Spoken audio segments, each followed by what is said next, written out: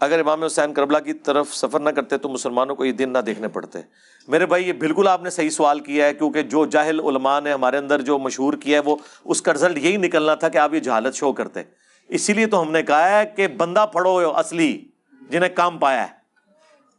کربلا تو پروڈکٹ ہے اس غلط کام کی. کام تو اس دن خراب ہوا ہے نا جب حضرت علی کی خلافت ماننے سے انکار کیا گیا. یہ کام ادھر سے بگڑا ہے. یہ نہ لکھیں کہ حضرت حسین نہ جاتے. حضرت حسین تو اس وقت گئے کہ جب پورا انتشار پھیل چکا ہوا تھا. حضرت حسین کو تو وہ کہہ رہے تھے کہ آپ اچھے وارث رسول ہیں کہ دین کا جنازہ نکالا جا رہا ہے، آپ کا بھائی صلح کر کے جو ہے وہ سائڈ پہ ہو گیا، آپ بھی خاموش ہیں. یہ جی ٹی وی کے اوپر میں نے 3 ویڈیوز ریکارڈ کرائی ہیں سرکار. پہلی دفعہ کبھی کسی انٹرنیشنل میڈیا کے اوپر، اتنے بڑے چینل کے اوپر یہ باتیں کہی گئی ہیں. آج تک کبھی کسی شیعہ کی جرت نہیں ہوئی ہے، اور میری ان سے کمٹمنٹ تھی کہ میں کوئی چیز ڈیلیٹ نہیں کرنی. میں نے کہا مجھ سے پہلے طے کرو پیمرا کی پالیسی، کیا مسئلہ ہے تمہیں؟ انہوں نے کہا جی امیر شام کا نام آپ نے نہیں لینا. میں نے کہا نہیں لوں گا. کیا بولوں؟ بولو. انہوں نے کہا جی حاکم وقت کہہ لیں، آپ حاکم شام کہہ لیں، امیر شام نہیں کہنا، امیر معاویہ نہیں کہنا. میں نے کہا ٹھیک ہے. دیکھیں کربلا کے اسباب آپ دیکھیں، میں نے ایک ایک چیز کھول کے بیان کی ہے. تو کربلا تو ایک اینڈ رزلٹ ہے، ٹھیک ہے. سٹارٹ وہاں سے ہوا ہے جس دن آپ نے سیدنا علی کو خلیفہ نہیں مانا، اور وہاں سے یعنی اس شخص کو جو تینوں خلفاء کے ساتھ پوری کمٹمنٹ کے ساتھ چلتا رہا، جب اس کی باری آئی تو رون ڈال دی. یہ ادھر سے کام خراب ہوا ہے.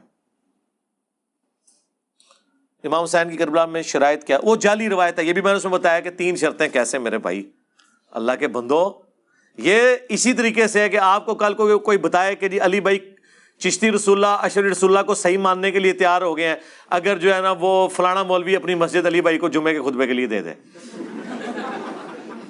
ایڈی بڑی کہانی منو گے تسی؟ اللہ کے بندو، شام غریبہ ہماری لائیو چل رہی تھی، 30,000 سے زیادہ لوگ دیکھ رہے تھے. پاکستان کی کسی مسجد کی گیدرنگ 30,000 نہیں تھی شام غریبہ میں. ایک اکیلا بندہ اپنے گھر میں بیٹھک میں کیمرے کے آگے بیٹھ کے بات کر رہا ہے، اور 30,000 بندہ اس کی کربلا سن رہا ہے. ابھی اب ہر سال ہم کیا کریں گے؟ انشاءاللہ اب میلاد آئے گا تو میلاد کی راتوں میں بھی ہم بیٹھا کریں گے انشاءاللہ. اگر ہمارے نبی علیہ السلام مشرکین عرب کے خیموں میں ان کے حج کے دنوں میں جا کے توحید بیان کر سکتے ہیں، تو ہم کیا شب عاشور اور شام غریبہ میں صحیح کربلا نہیں بیان کر سکتے؟ یہ کون سی مشابہت والا معاملہ ہے؟ ٹھیک ہے. تو اللہ کا فضل ہے کہ اب یہ دعوت پھیل رہی ہے. تو یہ تو ساری جعلی باتیں یہ فٹ ان بیٹھتی ہیں. حضرت حسین کی طبیعت ہی نہیں تھی ایسی شرائط. یہ ساری باتیں انہوں نے گھڑی، کبھی کچھ گھڑا کبھی کچھ گھڑا. ان کا جب بڑا یہ ہو کہ قتل عمار کے بعد کہے کہ نہ علی لے کے آتا تو نہ یہ قتل ہوتا، تو چھوٹے تو پھر شاہی کوئی نہیں، اس تو وڈیاں کہانیاں بناون گے. ٹھیک ہے، چھڈ دو.